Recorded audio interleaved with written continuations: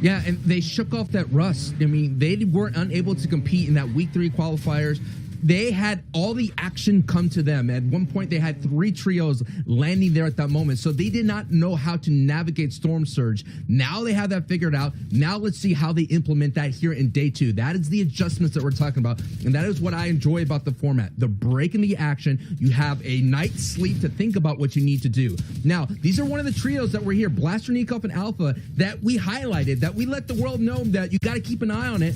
And right now, they're on the outside looking in. So I'm expecting Nikov, Alpha, and Blaster have a better day 2, and already they started off with 1 elim and 1 point. And they're also well above that Storm Surge threshold right now. You can see that the warning coming in on the right-hand side. For those of you unfamiliar, Storm Surge will damage the most passive players in the lobby. The trio who has done the least amount of damage will start receiving 25 damage per every 10 seconds. So that's what ends up driving some of this action and why you see these players try and maximize their damage, especially when they get an opponent down but not out. And right now you can see a little bit of aggression coming out, but Blaster going to be forced back, will be hit by a bandage cannon, but now opens up right away, and Recon is going to get yoinked right back into the box to make sure they can get all the loot, secure the headshot as well. And that's a good elimination coming out from them there. Not too much going to be traded over either. And these are the kind of engagements that I'm kind of worried. Yeah, they get that right there and there. They're getting those valuable storm tags, but you know, all that bottom of the board and throughout the entire cast that I've seen in day 1, as Nikeva picks up a knock on Savage. So that's interesting to watch. We'll keep an eye on the Elim pit. But the whole point is I'm trying to make is I feel like this bottom of the board is essentially kind of affecting each other and not allowing anyone to kind of get up there because they seem to be taking each other out. You know, one gets a little bit, it feels like they're a bunch of crabs in a barrel. And as soon as someone sees a light, they automatically get pulled down. So that is something that I'm looking here, that all these engagements are happening in these secondary power POIs because a lot of people just don't want any business of dealing with Doom's Domain or Stark Industries. So that's something we're going to keep an eye on at day 2 to see how these players on the bottom of the board are essentially just ruining each other's runs there.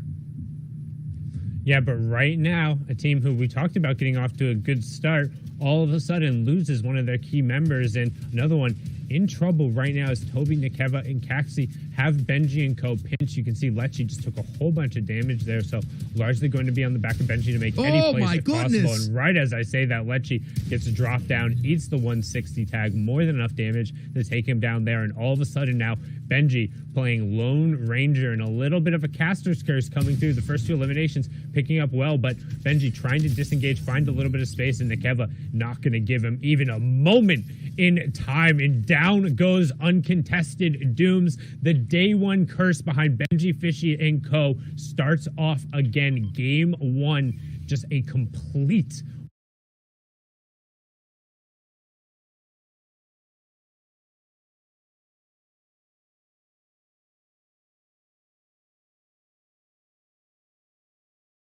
over for them. I know we're in the Halloween season and there's a bunch of spells and curses and black cauldrons and all that kind of stuff down in the distance, but the whiplash brought so much attention to them, and all of a sudden the lobby decided, no, we're not going to give you this easy rotation, because you know by now, Sundown, everybody knows 2 whiplashes coming from Stark Industry, that has to be Mongrel, Mitro, and Tayson.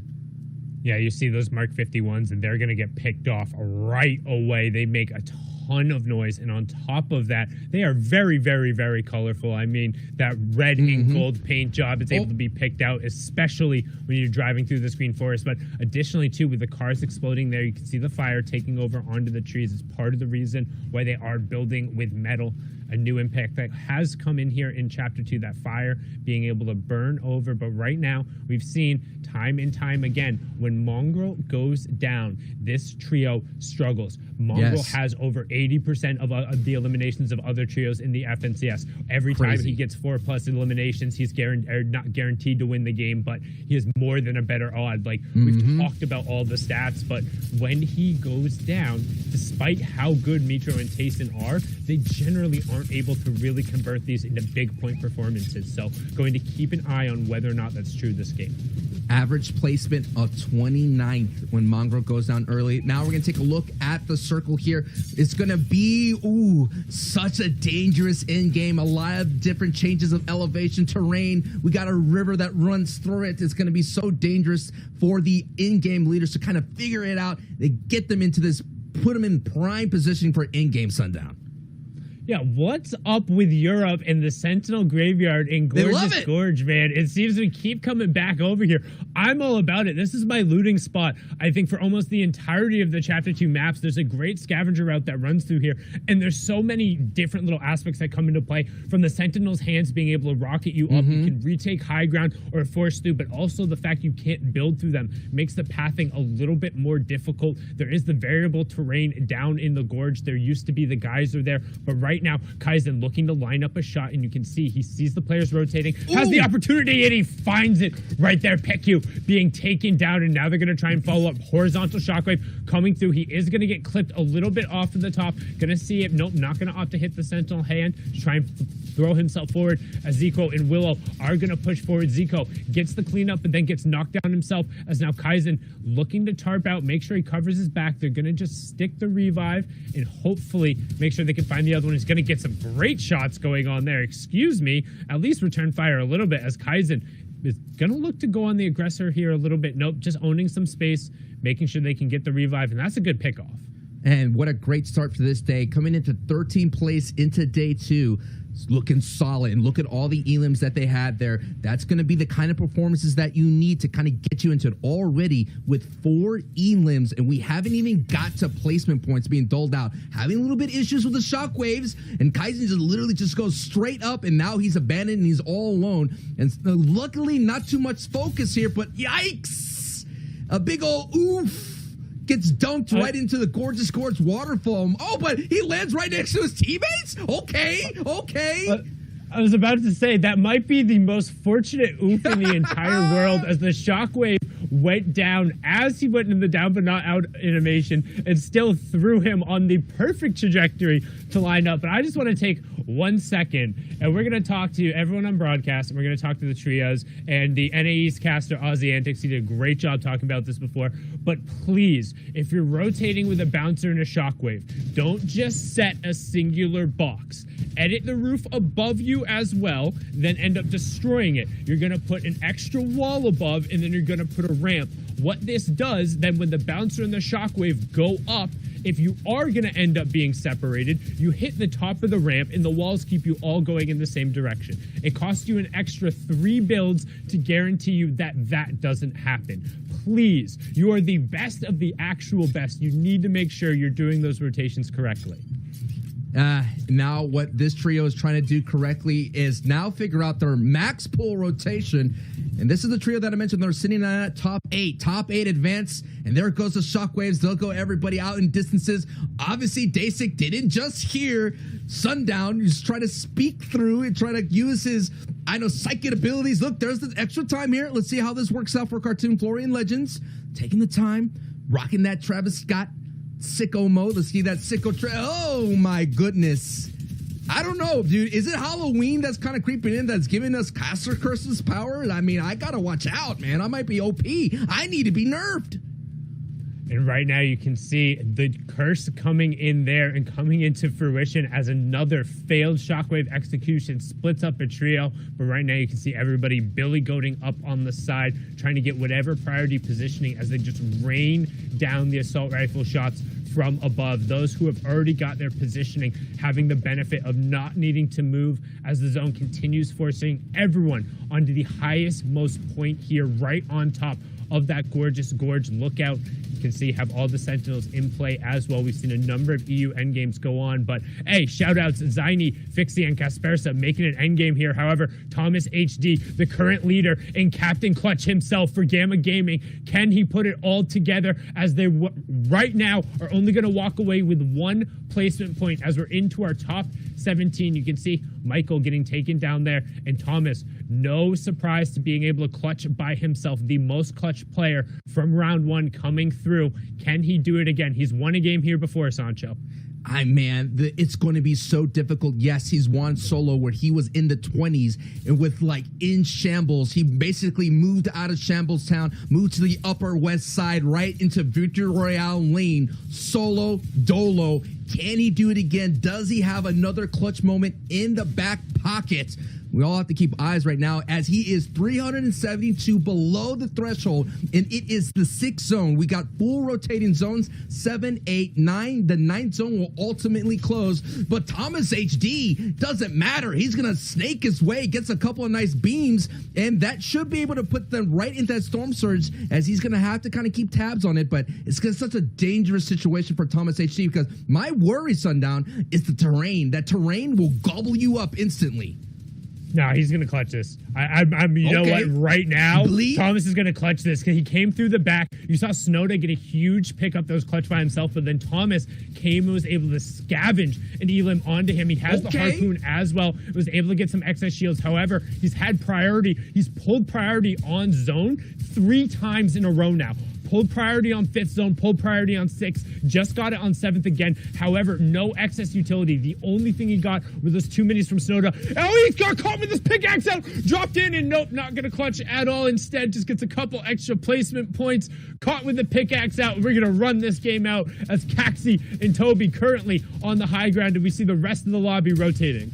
We just got a taste of the danger of not being on the low ground. Low ground could essentially drop you right into their boxes. We're seeing Styler and Maestro and Ensar get themselves a nice elim. That's a strong trio, and what a strong game from this trio from Styler and Co. They have sitting at 8 elims, and this is the power of low ground working together. You could work as a unit and just destroy and beam and rack up elims, and Styler is doing it with 4 elims already. Another elim. They're just a monster mowing down everybody on the low ground. High ground wins victory royales, but the low ground could win you a tournament, baby.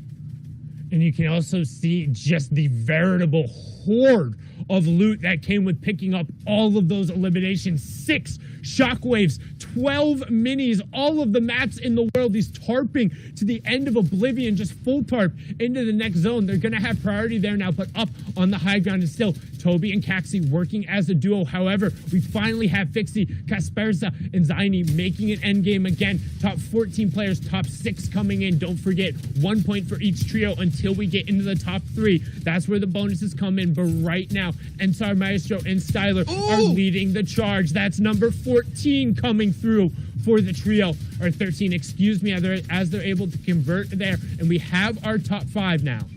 What a huge pop-off game that we're seeing right here from Maestro, Ensar, and Styler. And there it is. He's going to have to kind of use these shockwaves. Goes for height. And yes, they have height, and they're looking good as we're going into the 9th zone. It is the ultimate closing time, and they have the dominant position, and they have so much shockwaves to cause so much chaos down below. And they have the chug splashes. They looking strong. They looking healthy. Let's take a peek at what's happening down below as Toby gets sent down the storm. And now it's Kaizen. And taking a look, Ziku are the only one standing against it. It is two teams left, and this is the strong team.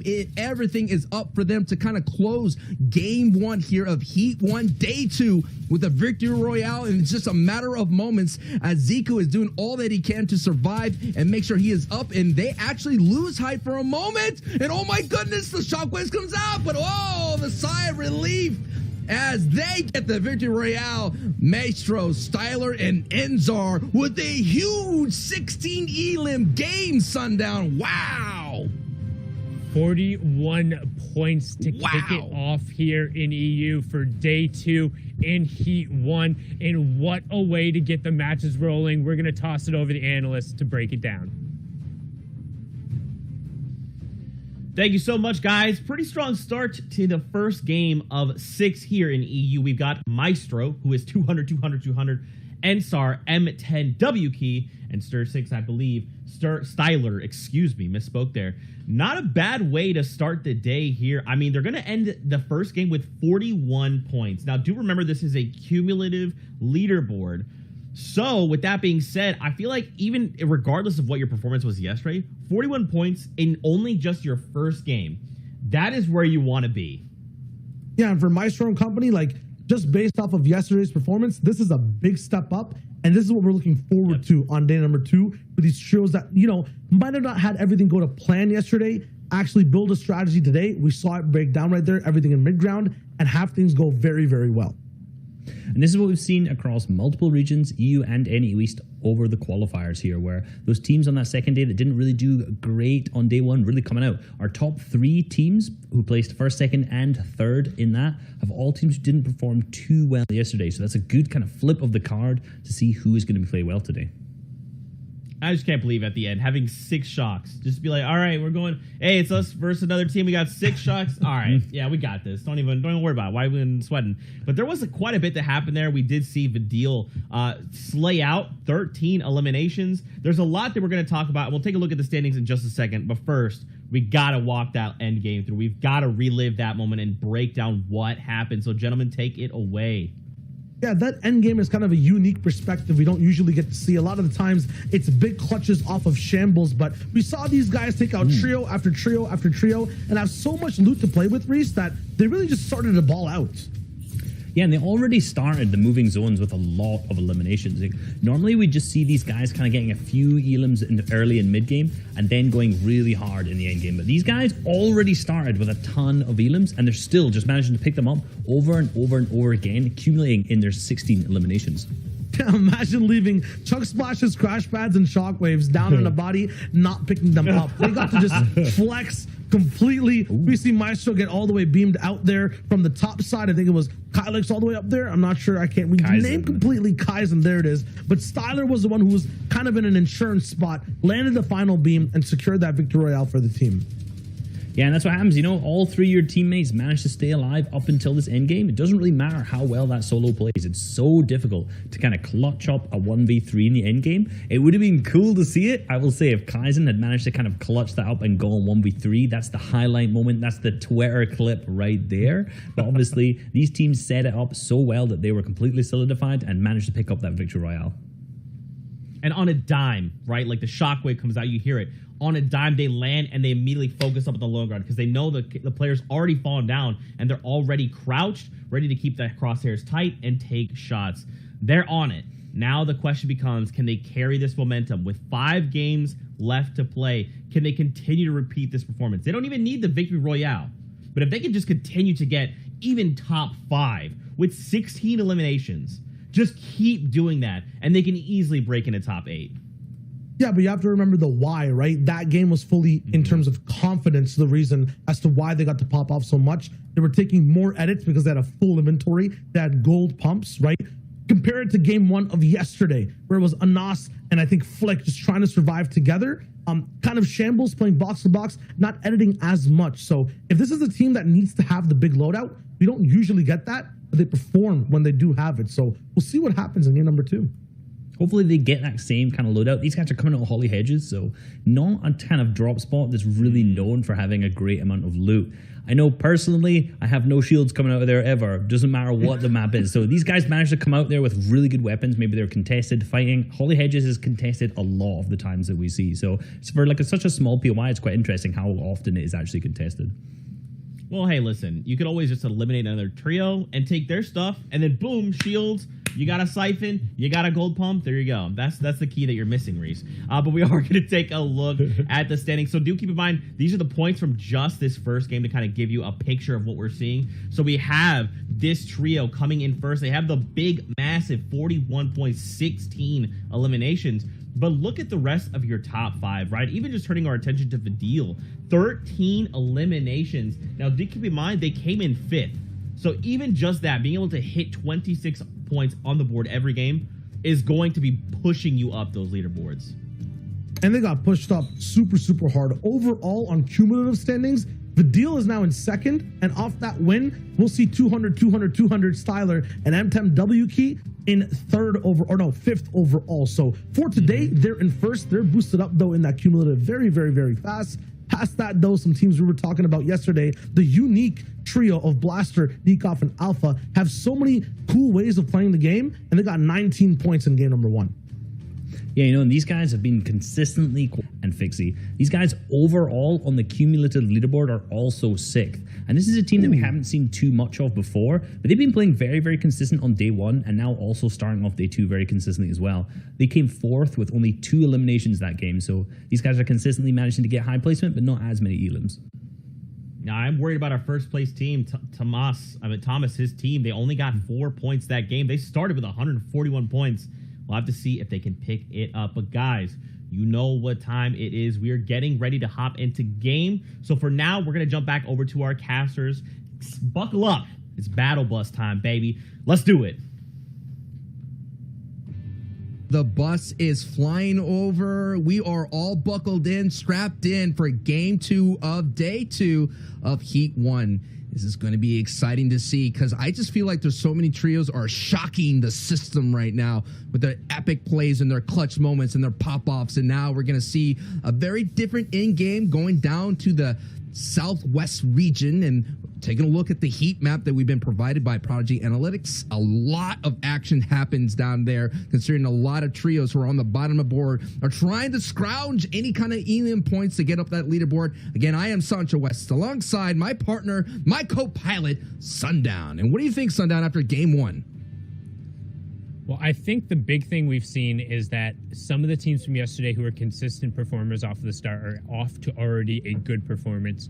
Flick, Anas, and Thomas able to still get a couple of points and not completely out of it, but faltered a little bit. However, you can see Vadil definitely storming his way up the leaderboard a little bit more, in addition to the fact that Zaini Kaspersa and his trio partner Fixie were able to kind of actually get themselves established again. While they only have 18 eliminations so far over the first 7 games, this is game 8 out of 12 total. Their placement points are still enough to get them up in the 6, but right now we're on board here with 200, 200, 200, M10, W key, and Styler now 200, 200, 200, and W key are Ensar and Maestro, and those 2 players have done so well so far. You can see they're on kind of, again, one of those southwestern routes here, a little bit of a fishing and a little bit of a split, trying to make sure you get enough shields because, again, as we've talked about in this Holly Hedge route, sometimes you're not necessarily leaving with all of the shields. Fishing can really, really, really help that. It helps with the shield fish that are coming through as well as those slurp fish. So being able to pull either one of those and kind of dedicating a player to kind of go over and hitting those fishing ponds is a really valuable strategy. And someone that's been really valuable to the trio is Vadil. Vadil with an unbelievable performance in day 1. We saw that crazy stat line of him having a 60% success rate against Mongrel in the solos invitational and the solos FNCS. And right now on the cumulative leaderboard, he's sitting, taking a look here in 2nd place with Fast Roki and Kyle. And, you know, I wanted to pick this team. I got a lot of flack from the broadcast booth from our analysts, Shayo and Reese, saying trios don't do well coming out of Steamy Stack historically. But here they are, Sundown. They're doing really well, sitting in 2nd place. And they racked up so many points from elims and came in 5th place, as my boy Zeke pointed out. It looks like they are developing some championships out of Steamy Stacks in the EU region.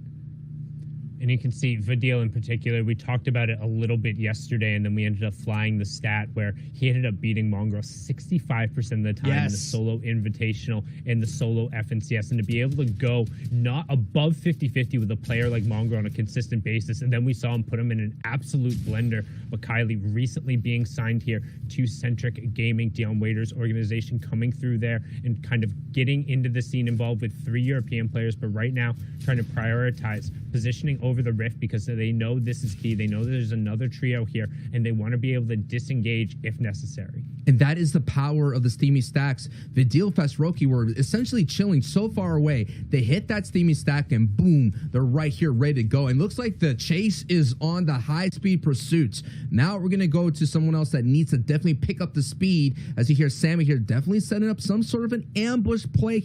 And this is where the safe zone is. And we have our first appearance of a Quinjet. And the Quinjets being incredibly valuable. Those Stark Industry rifles, these players being able to put that fast first shot accuracy and the high damage rates on it incredibly efficient coming out there. But right now, Plumberton, one of the stronger spots on the map for getting quick and efficient metal, but also you need to be careful of the ambushes as Sammy actually just walks out into the open and hits him in the face with the AR. Not really an ambush, instead just slowly lists to the left, but he's gonna get the advantage there. But now looking for a little bit of the Clay Classic, instead just gonna yoink away, say my chug splashes now. However, the chase is on, breaking the builds and being a little bit of efficient here. And that's the one thing when you're on these scavenger routes, if somebody's able to get in and kind of interrupt it, it can be so incredibly painful. And we see Richard Slat trying to use the bouncer to disengage, but get picked out of the sky. That's Kaijui being able to pick that one up. And right now, some good pressure coming here by Dennis, Sammy, and Kaijui.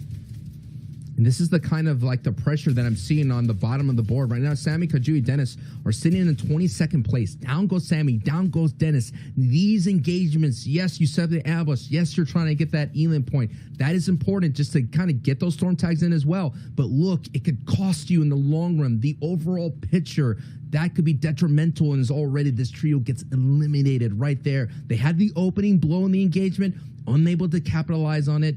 And out they go, ending of game 2 for them.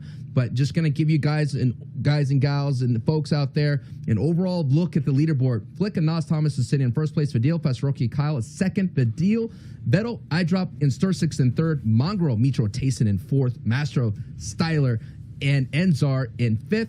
Casper says Zini and Flixie in sixth. Benji, Savage, Lechy in seventh. Legend, Cartoon, Flory in eighth. So that is our top 8 right now. And Badil and Kyle and Fesroki are sitting in second place, looking really strong. And I've been seeing, oh my goodness, Savage? What are you doing way out here, my friend? They're catching someone on a slow rotation here, Sundown. And again, generally we've seen them push farther north, but these fights have been their doom time and time again, leaving Doom's domain and not able to resolve them quickly. And Festroki, Vadil, and Kylie have no problem going box to box with the best in the region, and Festroki is going to be able to find 2 eliminations there. Lechy is just going to try and disengage. Now walking back forward, you can see kind of the triangles coming through to try and get some pressure on here. He knows if he's able to clean up the elimination onto Festroki, he can get the cards and kind of disengage, but until then, any kind of reboot effort is going to be thwarted by this 1v2, so it's going to come down to a key 1v1 in the storm. Who's better right now, Lechy or Ovation Festroki? As Festroki finds it around the backside, and Lechy, hello? Are you lost? Did you forget you were fighting a 1v1? What's going on there? As Kylie will take over, but both the reboots will go to Festroki. All 3 eliminations going to him as well. The hero on the day there, as the reboot will be coming out. Man, he totally got rinsed right then and there, hung out to dry. Fasroki with the coach out here riding the storm. And that was a battle between second place and 7th place right then and there. And to kind of build to the storyline, another slow start for a Benji, Savage, and Lechy. And man, how many slow starts can you kind of withstand? Can you weather before you know it? That slow start could cost you and not make it into the grand finals. But a team that has not been on a slow start is Tayson, Mitro, and Mongrel. And it looked like they got some visitors here out in their power POI, and they're going to have to take care of some business as Sanji Fichi gets caught right then and there with a nice crash pad play from Tayson. Yeah, the diagonal crash pad straight into the box. So hard to defend against that when it's vertical. And a nice, really nice hip fire spray there coming out from Tayson. I know that's the one thing that always impresses me so much about these competitive players, when they just flip on over to kind of their ARs and it feels like, oh, it's just like, man, my hip fires would never hit from that distance. And these guys just always hitting the same walls, pressuring the same people. It's just so easy for them. Is someone a dire wolf out there? Like that wolf costume always gets me going. It's one of the really cool ones that I remember early in the season, but it just shows you, like, when I see a pro team kind of rocking these quote unquote meme outfits, they tend to, they're not afraid to put on some style. And I love that because, Fortnite, you got some awesome outfits. I know all these comp players like to rock the ones that have a slender silhouette so they could be able to do the damage. So someone out here like this trio is Fixie, Zini, and Casper say they're doing really well. They're kind of slowed down their slide here. 6th place, Sundown. Yeah, and again, we've talked about how they're based on those top finishes, but being able to get into another top 5 placement, starting the day out there, gives me a little bit more hope for them. If they'd kind of started this day out and hit on the same slide they had yesterday, I think it would have been really hard for them to kind of gather themselves mentally, but you can already see not necessarily having a ton of excess utility, both in terms of builds and the shields, and even ammunition. Like, they're not going to really be able to burn through and pressure a ton of players here, and they have a decently long rotation as we're pulling down to the south and a little bit west again here. Just to give you an idea at the leaderboard as well, the top 5 are essentially in the triple digits. 6, 7, and 8 are now in striking distance with each other. To go a little bit further down, 9, 10, 11 are within striking distance to get in that top 8. Of course, the ones from 9th through 16th, if they don't make it into the top 8, the ride's not over. They have one opportunity to get in, and that is through the wild card. That will happen right before Grands, and that's going to be an amazing thing. I labeled this heat as the nightmare before Grands, and for Flick and Austin Thomas, and for iDrop, Stursix, and Vetto as well, to perform really well against Mongrel and Lecce when everyone thought that they would walk away as the 1 and 2 in this heat. That's impressive, Sundown. Impressive. I mean, it felt like they were able to do that week in and week out in the third round qualifier as well. It's just all about them putting together a complete performance. But one thing, again, we kind of talked about as a viewer, it's like, what do you care about? Well, the line for 8th right now is 84 points. The line for 16th is 49 points. So again, we'll let you know kind of where those teams are and who's competing in terms of that combination of the two. But the teams are just generally looking to be in one of those two categories. You want the top 8. The top 8 is the guaranteed ticket to the dance, whereas 9 to 16th is like that extra lifeline, just that one more shot, that lottery ticket to get in, where you'll be one of 32 teams battling to walk away with only the victory royale. But right now, hopping on board with our second ranked team here, Fastroki, Vadil, and Kylie. We saw Fastroki effectively 1v3 Benji, Fishy, Savage, and Lecce early on, got the reboots, and now heading into zone. However, they know there is a team at their back. One of my favorite things that, Monster D-Face would say is that they essentially absorb that team's like power. They take their loot, they take their power weapons, and you kind of see them like they're amplified a little bit. I really, interviewing pro players, X-Splash, in the DreamHack stage, they kind of talk about seeing big names in the lobbies, seeing big names in the elim feed, and knowing that you took out a big name. And I feel like that momentum Vidil has had, that confidence, just kind of puts them up on a different pedestal. And it kind of makes the edits cleaner. It makes the shots cleaner. It makes everything better. And Vidil right now in Fastroki already with 3 elims, and they absorb Benji Lecce here in this match. So I think that's going to power their end to the end game, Sundown.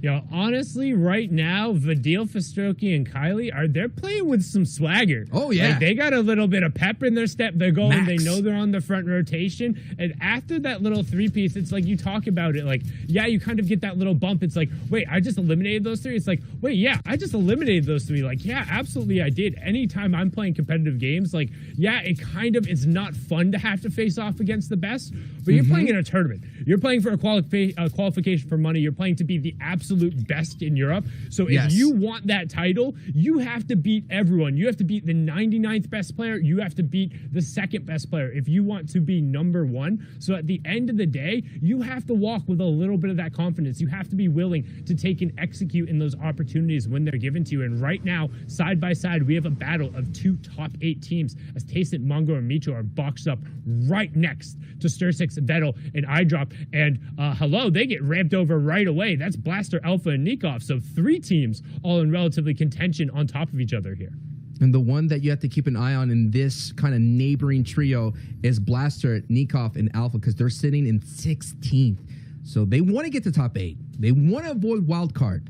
But so far they're in the wild card. We're taking a look at the mini map. This is going to be, wow, 50 aquatic, 50 landmass, a lot of swamp in between. It's going to get muddy. We're talking about the mucky muck of zones here down south. It's going to be so interesting to see who overcomes. It's going to be, the reason why it's going to be messy, it's not going to be a clean, pure Fortnite, because some builds will be eaten up if it goes over water. But in terms of high ground, we already saw a nice video package from Reese. High ground is prioritized by the greatest of teams of trios like Zayt, Stretch, and Saf. We're seeing here in round zone 3, they kind of prep it. So far, none of these trios in the EU region are going for height. They usually kind of go for it at 4th and 5th Sundown. Yeah, you can generally see it's the 4th zone you'll pull towards kind of the outside. Otherwise, we talk about wanting to head central and the team's heading as central as possible during zones 1 through 3. Well, we're at this 3rd zone closing right now. So once the 4th zone is revealed, players will generally pack in towards the outside, hoping to draw the half in, half out. That's when the safe zone is half inside and half outside of where the current safe zone is. It's the first one before we get our moving circles, which kind of signifies the end game. So right now, everyone's kind of crowding in towards the outside. That's why we saw the stack of so many players. And then the second that 4th zone gets revealed, you'll see most people opt to either kind of make a quick little pressure and then run away towards the side. As we see here, Tayson gets caught completely unaware there. No teammates being able to help him as they spray through, utilizing the burst to be able to get onto him. And 4 clean shots will take him down. Now the question is, can Mitro and Mongrel execute the pickup right now? Shots are going through right now. That build is not there. As you see, a shockwave will come out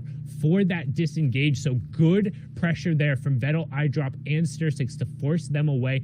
One of Mitro's 5 shockwaves are going to be used there to kind of get the disengage out, as Mongrel is now going to leave as well, but no conversion there. So it seems like they were able to at least get him out.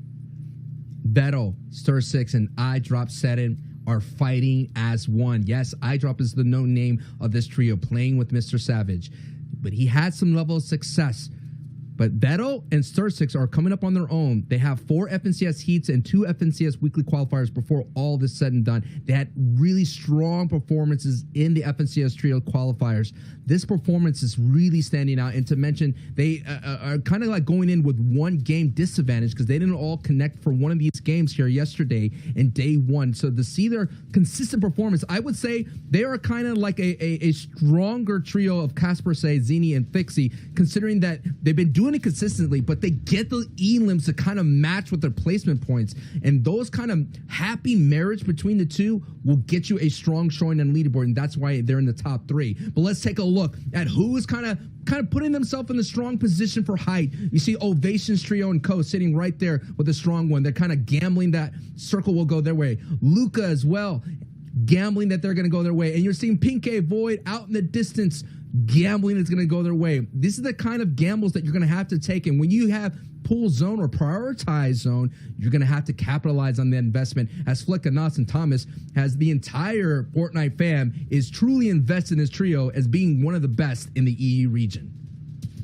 And I mean, one of the best and one of the most exciting to watch is the clutch potential that's coming out of Thomas, and also Enos in a lot of these circumstances have made just a highlight reel of plays for this trio to come out. And right now you can see already sitting on 3 eliminations, and something they do incredibly well is give themselves opportunities to find these picks. And while it is end up a little bit risky, and for some reason it just always seems to be Flick who ends up biting the bullet for the other two, but it enables them to kind of have those big moments, but also at the cost of 1 or 2 games. You're going to see what happened in game number 1, where Thomas is able to get maybe 1 or 2 eliminations, 1 or 2 extra placement points, but that's it. However, you'd rather have those extra 4 or 5 points going through there than not at all. As you can see them beginning to build up, utilizing the hard mats, which to me indicates zone pulled at least relatively close to them, and it pulled perfectly directly on top of our top trio. And hey, sometimes you're a gambling man and you get those 7s and they roll, and when they roll, you just let them keep rolling. They go straight up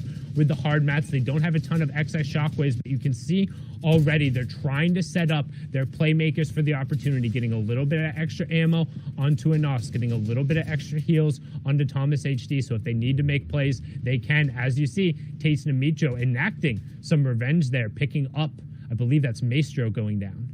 You're seeing right here, this is where you're going to see the different styles of play clash.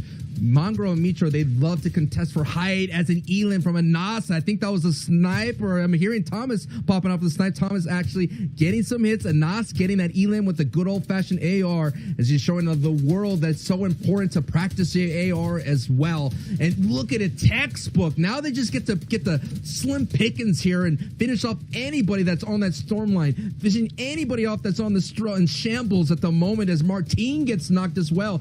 free points are kind of filtering right to them, and no pressure. No one's trying to bring them down. They build with hard mats. They have everything in full control. And so far, all they have to do, ladies and gentlemen, folks, is just bring everybody down. Don't let anybody come up there. Don't let anyone grab the ankles, because you know how it is in a scary scene. You know, so Monster could pull them down easily. So just keep everybody in the down below, and you'll be vibing up top.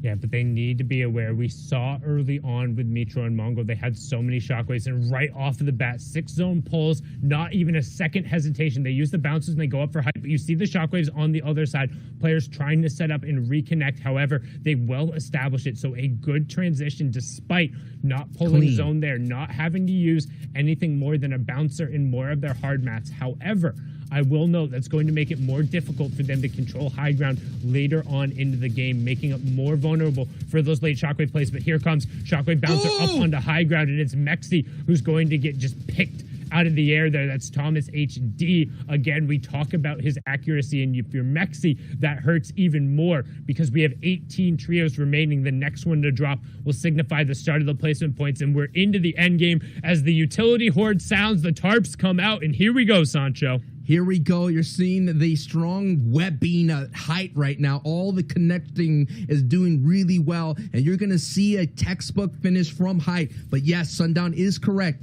All this is about maintaining as much as possible. And already looking at the build count, Anas is kind of low. He does have the shockwaves. That is going to be the story for height. Can they hold on? Can they maintain? Oh my goodness, someone sneaks up and hits Anas for a brief moment, cracks him in the back. He has to watch out as Vettel goes down in the feed to Vidil. Vidil has been cooking up a storm this entire day, and Anas has got to go back. Anas with a shockwave, and bang with the shotgun blast. Anas, those are the kind of clutch moments, but they lose Flick. So it's all up to Thomas and Anas here, and that's going to be so difficult, Sundown, to hold height as a duo. I mean, you say it's so difficult, but we've talked about it time and time again. Poor Flick. It always seems to be Flick, but he's the sacrificial lamb. He's the one who's able to lift them up and prevent the Ovation Trio from going up. But however, as we talked about it, now that it is a duo up on height, you still see Tayson, Mitro, and Mongo in that elimination feed on the left-hand side. So beware of the shockwaves for them going up for a later take. Still only 48 builds on Anas, and Thomas is playing up. We'll need to see where the ace zone comes from as they're the first shockwave challenge comes through. However, the height difference is being enough as continually we keep seeing Mongrel and Tayson picking up Elim after Elim. But right now, Anas and Thomas just staying well above and out of range. Our top trio showing why they're on top. But see, right on second height, that's where the play is going to come from, Sancho. Absolutely. Second height is the one that could only really do some danger on that. And you see Mongrel and Tayson with a nice tarp, and Anas and Thomas are really running low. Keep an eye on that. We'll keep an eye on the feed to see if Mongrel, Mitro, and Tayson could overcome. But now we're going down to the lower, the bottom layer, the low ground. We're seeing a trio really working, doing well. Kind of take a look here with 4 limbs. A trio on the low ground is so dangerous because they could rack up points, and we have been seeing they don't exhaust a lot of materials when it comes to overtaking height. It's just a matter of keeping your head on a swivel. As we see Monster Muncher get one right then and there on the bottom left of your screen. Trio's looking strong. They're looking good. They're working together. Boyd picks up an Elim in the feed. This is a nice opportunity to at least move up the leaderboard in the tournament, Sundown.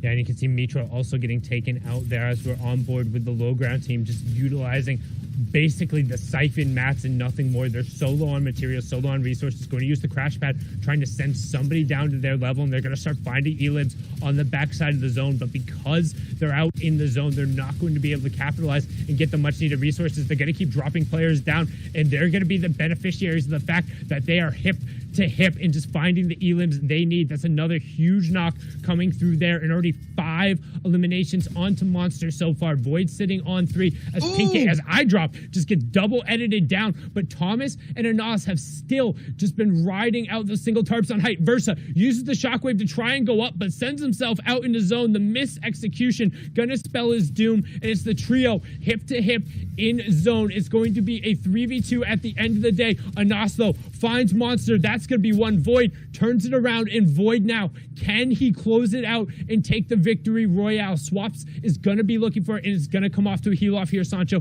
who has the white HP, as now Swaps is hunting for Void. Can he find him? Void has to know. He hears the sound. Can he just run away? And he does. Void, Monster, and Pinkay on the back of 10 eliminations, 35 points. Their first on the day, get the victory royale here in match number 2, aka match 8.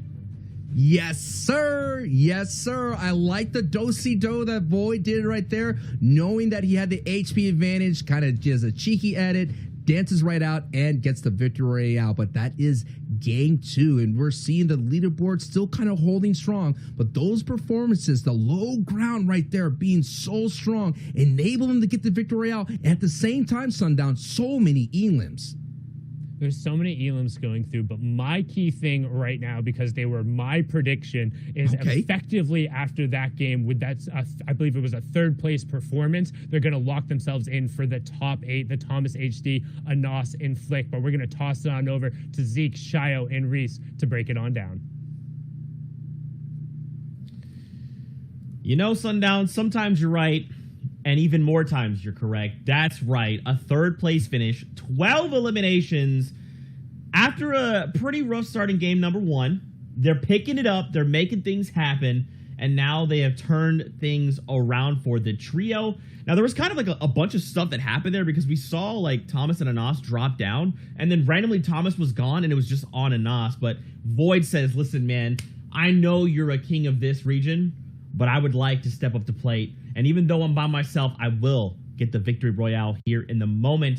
So let's take a look at the standings now. And we have to kind of like help get a picture of what's going on, because remember, this is like a brand new 6th set of games. And we'll sprinkle in kind of the story overall with the cumulative leaderboard. So from just 2 games, you see Vidil, Festroki, and Kylie, they're coming in hot. They've got